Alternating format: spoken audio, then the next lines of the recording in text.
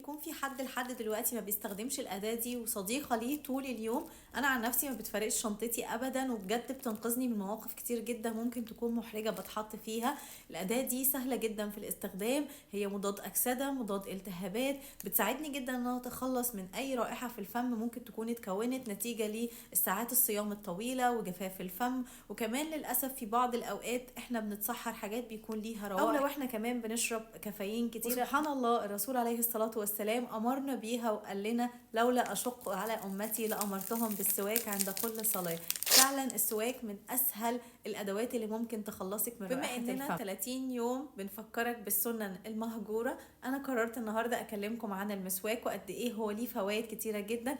وبعد كل السنين دي WHO عملت أبحاث على مجموعة من الأشخاص، منعتهم لمدة أسبوع من استخدام معجون الأسنان، وقررت إن هي تختار مجموعة منهم يستخدموا المسواك ومجموعة تانية يستخدموا معجون الأسنان. اكتشفت إن المجموعة اللي استخدمت المسواك نتائجها ما فرقتش أي حاجة عن المجموعة اللي استخدمت معجون الأسنان، ولكن كمان المسواك هو من مصدر طبيعي، ساعد جدا على قتل البكتيريا وقلة تكوين الجير، وكمان حسن جدا من رائحة الفم وكمان تلميع الأسنان. والأصل دايما في سنة نبينا عليه أفضل الصلاة والسلام، ودايما بنرجع ونقول السنة النبوية هي الأساس. وكل سنة وانتم طيبين، واستنوني بكرة في إحياء سنة جديدة من سنن النبي في الصيام.